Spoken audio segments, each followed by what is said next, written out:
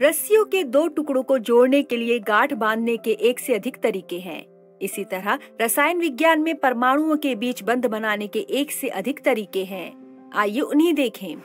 हम अध्ययन कर चुके हैं कि विभिन्न स्थायी यौगिकों का निर्माण परमाणुओं के बीच इलेक्ट्रॉनों की साझेदारी से होता है।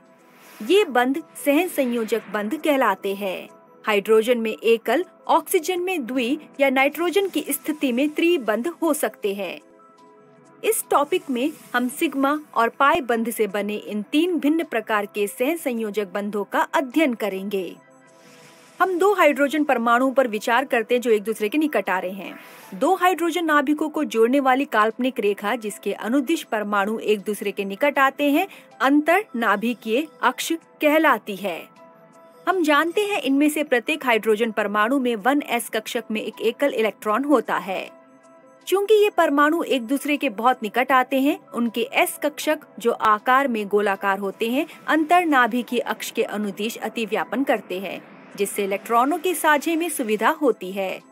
कक्षकों का इस प्रकार का अतिव्यापन जिसमें साझित इलेक्ट्रॉन युग्म अंतर्नाभिकीय अक्ष पर स्थित होते हैं अक्षीय अतिव्यापन कहलाता है और इस तरह निर्मित बंध को सिग्मा बंध कहा जाता है। हम स्पष्ट रूप से देख सकते हैं साझित इलेक्ट्रॉन अभ्र दो नाभिक के केंद्र में स्थित है और ऋणावेशित होने के कारण ये दोनों हाइड्रोजन परमाणुओं के धनावेशित नाभिक द्वारा एक साथ आकर्षित होता है।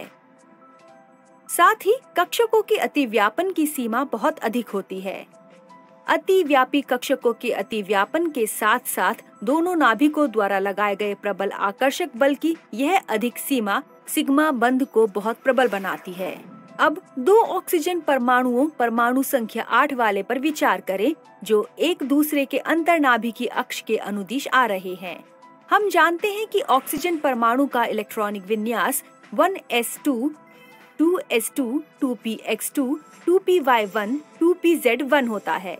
स्पष्ट रूप से 2py और 2pz कक्षक अर्धपूरित हैं, प्रत्येक में एक इलेक्ट्रॉन है।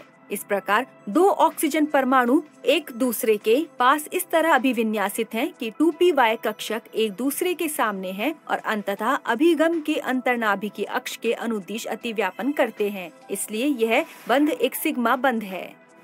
साथ ही दो ऑक्सीजन परमाणुओं के अर्धपूरित 2pz कक्षक जो सिग्मा बंध के तल के लंबवत हैं, एक दूसरे के निकट आकर एक दूसरे को अतिव्यापित करते हैं। हालांकि यह अतिव्यापन अंतर्नाभिकीय अक्ष के अनुदिश नहीं है बल्कि इसके लंबवत है। यह सिग्मा बंध आंशिक रूप से तल के ऊपर और आंशिक रूप से तल के नीचे होता है। कक्षकों के बीच यह अतिव्यापन जो कि अंतर्नाभिकीय अक्ष के लंबवत है पार्श्व अतिव्यापन कहलाता है और इस तरह निर्मित बंध को पाई बंध कहते हैं। यहाँ ध्यान दें कि कक्षकों के बीच अतिव्यापन की सीमा पाई बंध में सिग्मा बंध की तुलना में कम होती है। इसके अलावा पाई बंध में साझित इलेक्ट्रॉन युग्म दोनों नाभिकों के बिल्कुल केंद्र में नहीं होता है।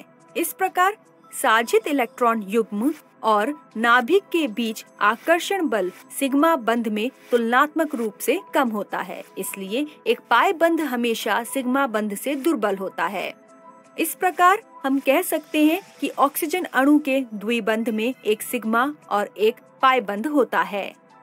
अब 1s2, 2s2, 2px1, 2py1, 2pz1 के इलेक्ट्रॉनिक विन्यास वाले दो नाइट्रोजन परमाणुओं के अतिव्यापन को देखें। आप स्पष्ट रूप से देख सकते हैं 3p इलेक्ट्रॉन हैं जिन्हें नाइट्रोजन अणु बनाने के लिए युग्मित होने की आवश्यकता है। ये परमाणु एक दूसरे के x अक्ष के अनुदिश पहुंचते हैं जो अंतर्नाभिकीय अक्ष के रूप में व्यवहार करता है। इस प्रकार प्रत्येक नाइट्रोजन परमाणु का 2px कक्षक उनके बीच एक सिग्मा बंध बनाने के लिए अक्षीय अतिव्यापन करता है। इसके साथ ही 2py और 2pz कक्षक उनके बीच पार्श्व अतिव्यापन करते हैं जिससे दो पाई बंध अंतर्नाभिकीय अक्ष के लंबवत बनते हैं। इस प्रकार दो नाइट्रोजन परमाणुओं के त्रिबंध में एक सिग्मा और दो पाई बंध होते हैं। सारांश, हमने अध्ययन किया है कि जिस अक्ष के अनुदिश दो परमाणु एक दूसरे के निकट आते हैं उसे अंतर्नाभिकीय अक्ष कहते हैं। अंतर्नाभिकीय अक्ष के अनुदिश कक्षकों के अतिव्यापन द्वारा निर्मित सहसंयोजक बंध को सिग्मा बंध कहा जाता है, जबकि अंतर्नाभिकीय अक्ष के लंबवत कक्षकों के अतिव्यापन द्वारा निर्मित बंध को पाई बंध कहा जाता है। एकल सहसंयोजक बंध एक सिग्मा बंध होता है। एक द्विसहसंयोजक बंध एक सिग्मा और एक पाई बंध से बना होता है। एक सहसंयोजक त्रिबंध एक सिग्मा और 2 पाई बंध से बना होता है। क्या आप एक महत्वपूर्ण प्रक्रिया के बारे में जानते हैं जो 2 परमाणुओं के बीच सहसंयोजक बंध के निर्माण के दौरान होती है? इसके बारे में हम आगामी वीडियोस में